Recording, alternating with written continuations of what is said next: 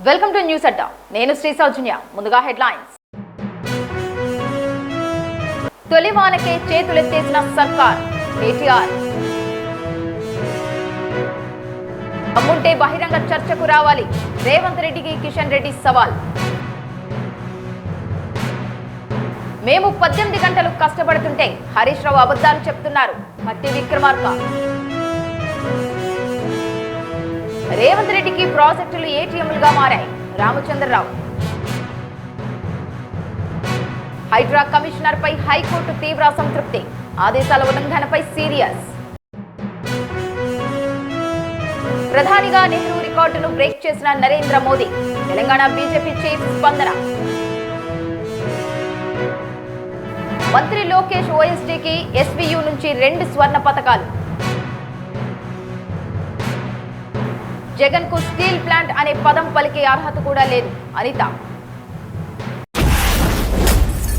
ఇక వివరాల్లోకి వెళ్తే, నైరుతి రుతుపవనాల రాకతో హైదరాబాద్ లో కురిసిన తొలి పెద్ద వానకే నగరం అతలాకుతలమైంది. ఈ నేపథ్యంలో కాంగ్రెస్ ప్రభుత్వంపై, ముఖ్యంగా ముఖ్యమంత్రి రేవంత్ రెడ్డిపై బీఆర్ఎస్ వర్కింగ్ ప్రెసిడెంట్ కేటీఆర్ విమర్శనాస్త్రాలు సంధించారు. తొలివానకే చేతులెత్తేసిన సర్కార్ అంటూ సోషల్ మీడియా వేదికగా ఆయన మున్సిపల్ శాఖను తన వద్దే ఉంచుకున్న ముఖ్యమంత్రి రేవంత్ రెడ్డి నగర ప్రజలు గంటల తరబడి ట్రాఫిక్ లో నరకం చూస్తున్నా కనీస బాధ్యత లేకుండా వ్యవహరిస్తున్నారని కేటీఆర్ మండిపడ్డారు. గత బీఆర్ఎస్ ప్రభుత్వ హయాంలో వర్షాకాలం కంటే ముందే ఎస్ఎన్డీపీ, ఎస్ఆర్డీపీ పథకాల ద్వారా నాలాల పూడికతీత, వ్యర్థాల తొలగింపు పనులను పక్కాగా సమీక్షించేవాళ్లమని గుర్తు చేశారు.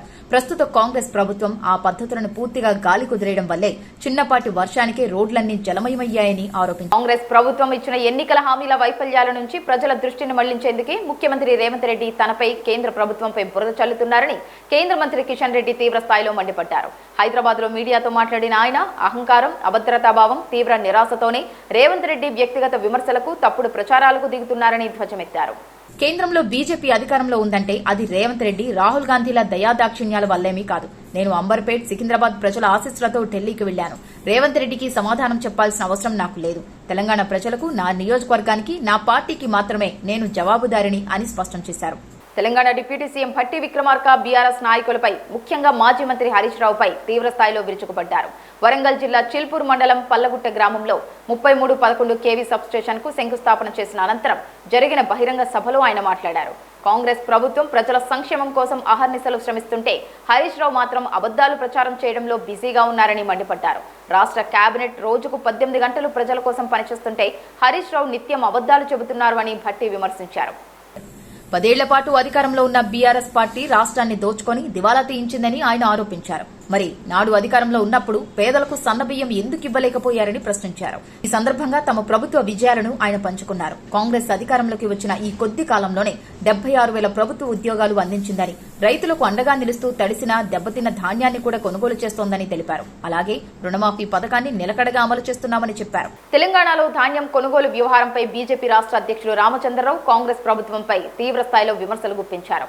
భువనగిరి మీడియా సమావేశంలో మాట్లాడిన ఆయన, ధాన్యం దిగుబడుల అంచనాలను రూపొందించడంలో రాష్ట్ర ప్రభుత్వం విఫలమైందని, కేంద్రానికి సరైన ఇండెంట్ పంపలేకపోయిందని ఆరోపించారు. ధాన్యం కొనుగోలు కేంద్రాలను కేంద్రం నిర్వహించిందని, రాష్ట్రాలు కొనుగోలు చేసిన ధాన్యానికి కేంద్రమే రియంబర్స్మెంట్ అందిస్తుందని స్పష్టం చేశారు. దేశవ్యాప్త సేకరణలో దాదాపు 50% తెలంగాణ నుంచే జరిగినప్పటికీ కేంద్రంపై తప్పుడు ప్రచారం చేస్తూ రైతులను తప్పుదారి పట్టిస్తున్నారని మండిపడ్డారు.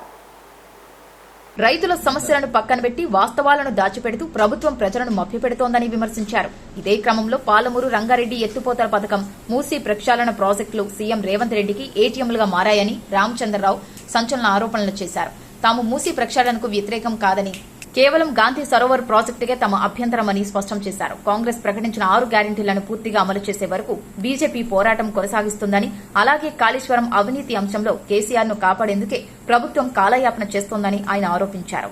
కోర్టు ధిక్కరణ కేసుకు సంబంధించి హైడ్రా కమిషనర్ ఏవీ రంగనాథ్ తీరుపై తెలంగాణ హైకోర్టు మరోసారి తీవ్ర అసంతృప్తి వ్యక్తం చేసింది.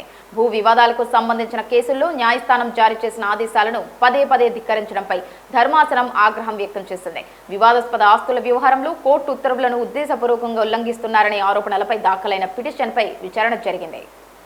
ఈ సందర్భంగా వివాదాస్పద స్థలాల్లో సైన్ బోర్డుల తొలగింపు, యథాతథ స్థితి పాటించకపోవడం వంటి అంశాలను కోర్టు ప్రస్తావించింది. కమిషనర్ అనుసరిస్తున్న వైఖరి, ప్రక్రియాపరమైన లోపాలపై న్యాయస్థానం తీవ్ర అసహనం వ్యక్తం చేసింది. వ్యక్తిగతంగా హాజరు కాలేని పక్షంలో వీడియో కాన్ఫరెన్స్ ద్వారా వివరణ ఇచ్చే అవకాశాన్ని వినియోగించకపోవడాన్ని తప్పుబట్టింది. విచారణకు గైర్హాజరవుతూ మినహాయింపు కోరుతూ కనీసం అఫిడవిట్ కూడా దాఖలు చేయకపోవడం ఆయన నిర్లక్ష్యానికి నిదర్శనమని ఘాటు వ్యాఖ్యలు చేసింది. ప్రధానమంత్రి నరేంద్ర మోదీ భారత ప్రజాస్వామ్య చరిత్రలో అరుదైన ఘనతను సొంతం చేసుకున్నారు. అత్యధిక కాలం నిరంతరాయంగా ప్రధాని పదవిలో కొనసాగిన నేతగా జవహర్లాల్ నెహ్రూ పేరిట ఉన్న రికార్డును ఆయన అధిగమించారు.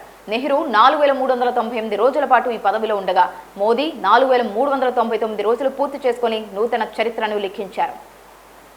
ఈ చారిత్రక సందర్భాన్ని పురస్కరించుకుని తెలంగాణకు చెందిన బీజేపీ నాయకుడు రామచంద్రరావు ప్రధాని మోదీకి శుభాకాంక్షలు తెలిపారు. ఇది ఒక చారిత్రక మైలురాయి అని ఆయన ఎక్స్ వేదికగా పేర్కొన్నారు. 140 కోట్ల భారతీయుల ఆకాంక్షలకు, అచంచలమైన నమ్మకానికి మోదీ నిదర్శనమని, ఆయన పదవీకాలం దేశ చరిత్రలో ఒక సువర్ణ అధ్యాయమని కొనియాడారు.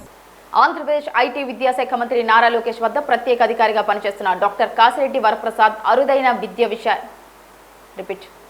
అరుదైన విద్యా విషయక గౌరవాన్ని అందుకున్నారు. ఆర్థిక శాస్త్రంలో ఆయన చేసిన పీహెచ్డీ పరిశోధనకు గాను తిరుపతిలోని శ్రీ వెంకటేశ్వర విశ్వవిద్యాలయం ఆయనకు 2 స్వర్ణ పతకాలను ప్రదానం చేసింది. ఎస్వీయూలో జరిగిన 63 నుంచి 68వ ఉమ్మడి స్నాతకోత్సవ వేడుకల్లో రాష్ట్ర గవర్నర్ ఎస్ అబ్దుల్ నజీర్ చేతుల మీదుగా డాక్టర్ వరప్రసాద్ ఈ పతకాలను అందుకున్నారు. ఆయనకు doctor Manmohan Singh gold medal తో పాటు professor DL Narayana memorial PhD gold medal లభించాయి. పట్టణ ప్రాంతాల్లో రోడ్లు, నీటి సరఫరా వంటి మౌలిక సదుపాయాల కల్పనకు మున్సిపల్ బాండ్ల ద్వారా నిధుల సమీకరణపై ఆయన తన పరిశోధన సాగించారు. ఈ విధానాన్ని అటు ప్రభుత్వాలకు, ఇటు పెట్టుబడిదారులకు లాభదాయకంగా మార్చేందుకు అవసరమైన విధానపరమైన మార్పులను తన సిద్ధాంత గ్రంథంలో కూలంకుషంగా విశ్లేషించారు. వైసీపీ అధినేత జగన్ విశాఖపట్నం పర్యటన నేపథ్యంలో ఆంధ్రప్రదేశ్ హోంమంత్రి వంగలపూడి అనిత ఆయనపై తీవ్ర స్థాయిలో విమర్శలు గుప్పించారు. విశాఖ స్టీల్ ప్లాంట్ పరిరక్షణ అంశంపై గత 5 ఏళ్లలో జగన్ వ్యవహరించిన తీరును తప్పుబడుతూ ఘాటైన ఆరోపణలు చేశారు. అసలు జగన్మోహన్ రెడ్డికి విశాఖ స్టీల్ ప్లాంట్ అనే పదం పలికే అర్హత కూడా లేదని హోంమంత్రి స్పష్టం చేశారు.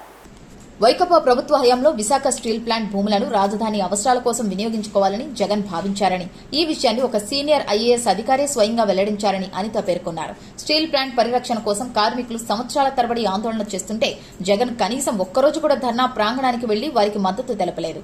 అప్పట్లో కార్మికులను విమానాశ్రయానికి పిలిపించుకొని మాట్లాడిన జగన్ ఇప్పుడు కూడా కార్మిక సంఘాల నాయకులను తన వద్దకే పిలిపించుకొని రాజకీయం చేస్తున్నారు అని హోంమంత్రి మండిపడ్డారు.